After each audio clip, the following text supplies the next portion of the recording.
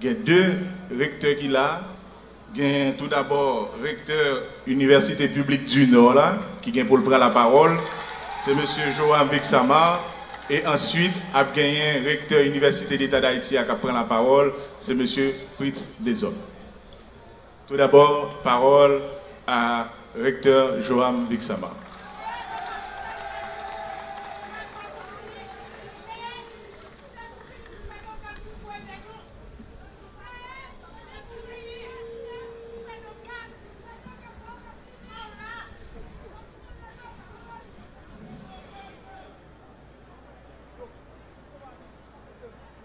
Le Nord héroïque est toujours le théâtre des événements sublimes, des rassemblements, des grandes rencontres et des compromis historiques de haut niveau, devant aboutir à la fin des nuits trop sombres et au commencement des jours de gloire. À titre exemplatif, la cérémonie du bracaillement dans la nuit du 13 au 14 août 1791 annonçait bien la fin du monde esclavagiste et le début du monde libre sur notre terre haïtienne. Environ une décennie plus tard, la première rencontre entre Pétion et Dessalines, deux opposants, pour planifier le congrès de la Caillère, a eu lieu à Haut-du-Cap. Congrès qui devait aboutir à l'adoption du bicolore bleu et rouge. C'était en juillet 1802.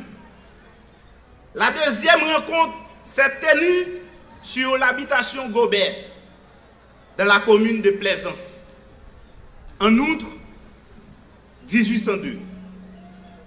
Finalement, le congrès de la Caillère a eu lieu. Les contentieux ont été vidés. Et quelques mois plus tard, c'est à Vertières, le 18 novembre 1803, que furent réunies toutes les forces militaires pour repousser la plus grande armée de l'époque et construire le tombeau du colonialisme, de l'esclavage et du racisme, tout en donnant naissance au berceau de la liberté et des droits de l'homme.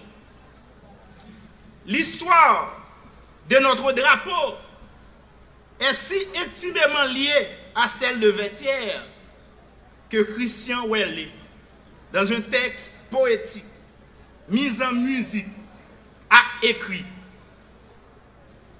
salut, beau drapeau de Vertières, cet emblème de l'union, inspirez-nous couleurs altières de Dessalines et de Pétion.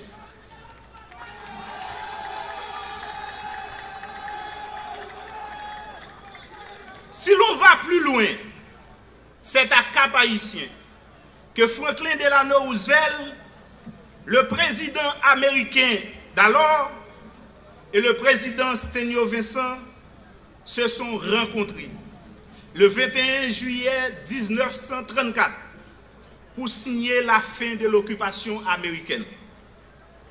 Et un mois plus tard, le 21 août 1934, chose promise, chose faite, le bicolore bleu et rouge avait refait surface en flottant dans notre ciel d'Haïti.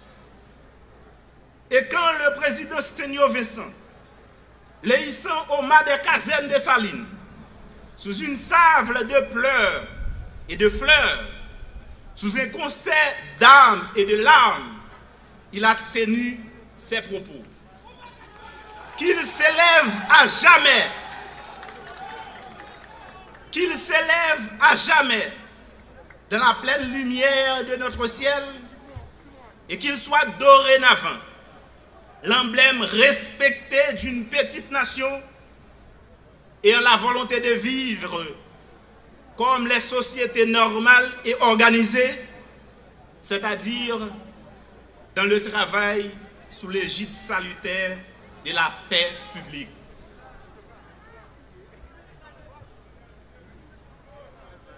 Ces brefs rappels historiques sont nécessaires pour justifier le bien fondé du choix de la ville du Cap-Haïtien par le gouvernement en place pour commémorer les 220 ans du drapeau.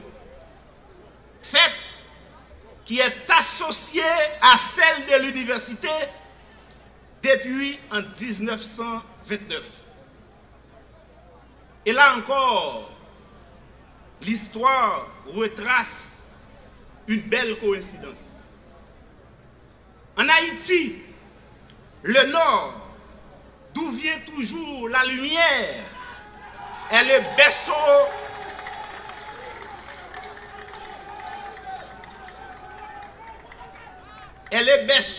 de l'université avec la création par Henri Christophe de la première structure d'université haïtienne en 1813 à Limonade.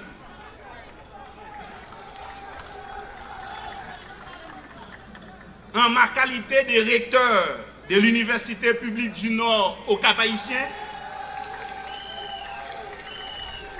tout en leur souhaitant la plus cordiale bienvenue dans la cité christophienne, à l'ombre de la citadelle et de Vertières, je salue très patriotiquement et civiquement le Premier ministre, son Excellence le docteur Ariel Henry et les membres de son gouvernement.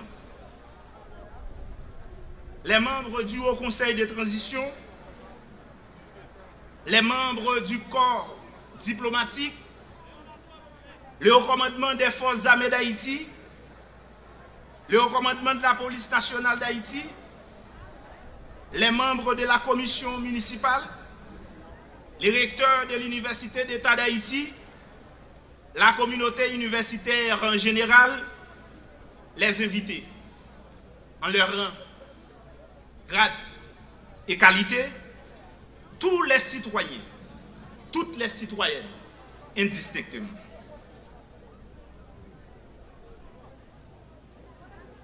Mesdames, Messieurs,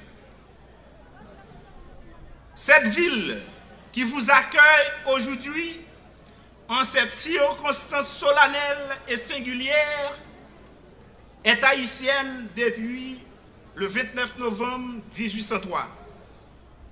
Capitale 4 fois dans l'histoire, détruite en 1842 par un meurtrier séisme, reconstruite par des Capois eux-mêmes pendant environ un siècle, déclarée patrimoine national en 1995, est actuellement sous le bras des grandes menaces catastrophiques. Notre ville est donc très vulnérable. Aujourd'hui, le Cap connaît une poussée démographique démesurée et anarchique. La cité christophienne est devenue un refuge, le Canaran du dernier temps, sans structure d'accueil appropriée, sans électricité, sans eau potable, sans aucune politique d'hygiène publique. Bref, la ville se meurt. Qu'il vous plaise, mesdames, messieurs, particulièrement les gardiennes et les gardiens de la République, de voler à son secours. En dépit de tout, la population caproise garde encore la confiance. Croit encore au progrès de cette ville et de notre Haïti. Les parents envoient encore leurs filles et leurs fils à l'école et à l'université. En parlant d'université, depuis après 2010, les centres universitaires poussent comme des champignons. Mais la conjoncture actuelle fait de ces centres un espace de douleur et de misère.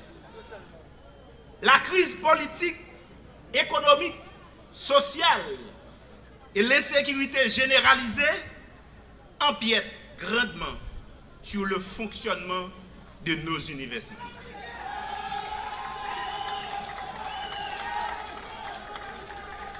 La crise de carburant, quant à elle, empêche à nos étudiants, pour la plus forte part, de se rendre régulièrement dans leurs universités.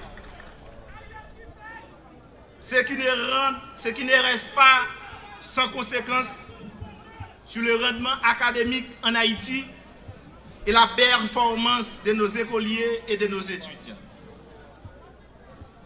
Qu'il vous plaise, Mesdames, Messieurs, les membres du gouvernement, de penser à la résolution de ce problème de façon durable. L'heure est actuellement grave. Cette crise aiguë qui touche tous les secteurs de la vie nationale arrive à un niveau inacceptable. Notre pays est devenu presque invivable. Tout le monde se voit menacé en raison de la dégradation de la situation socio-économique et politique du pays. La corruption généralisée, l'insécurité montante avec des cas d'assassinat spectaculaires, la dévaluation de notre devise, l'inflation galopante, la désorganisation de nos villes, la banalisation de nos valeurs, entre autres, ne font qu'exposer le niveau de délabrement de notre société. Il est évident que nous sommes arrivés au sommet de nos bavures politiques. Il est presque certain que nos femmes et nos hommes politiques contemporains ne font pas preuve d'être à la hauteur de ce pays que nos héros de l'indépendance, au prix de leur sang, nous ont légué comme héritage. Notre pays ne peut plus continuer à descendre. Je saisis cette occasion pour lancer un cri pour alerter la communauté universitaire nationale et internationale sur l'avenir de cette jeunesse estudiantine. L'université, comme foyer international de culture, comme lieu par excellence de l'enseignement, de la transmission du savoir et de la recherche, ne doit pas toujours être perçue et considérée comme des blocs en ciment en Haïti. Elle doit être désormais prise dans toute sa dimension, comme les principaux lieux de bouillonnement des idées scientifiques et intellectuelles qui peuvent contribuer au développement de ce pays. C'est la raison pour laquelle je veux rappeler à l'opinion qu'en l'état actuel de notre pays, la solution de sortie de crise ne proviendra pas uniquement de la classe politique, mais de toute la communauté universitaire en général.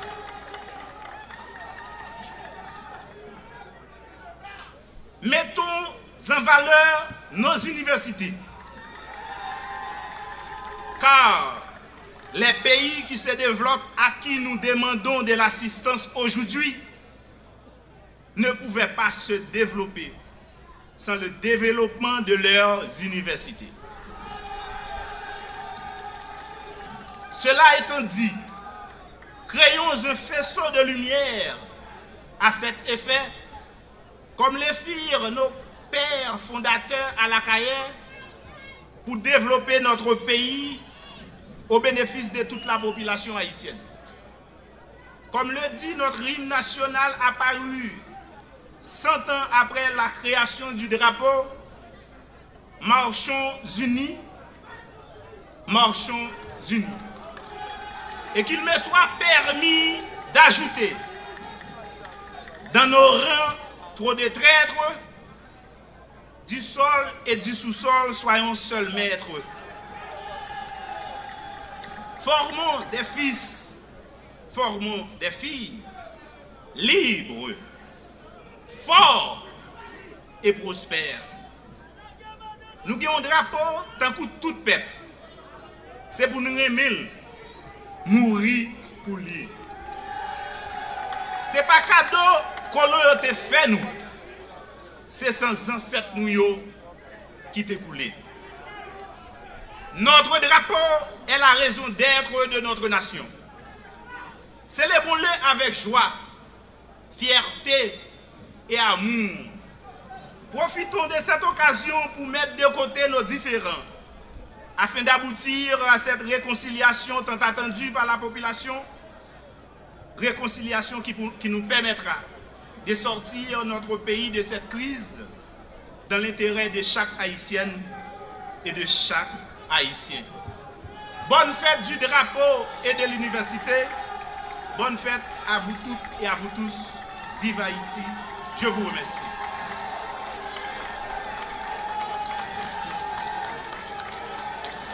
Merci beaucoup, recteur Vexama. Et nous avons passé la parole qu'on y a par recteur Université d'État d'Haïti.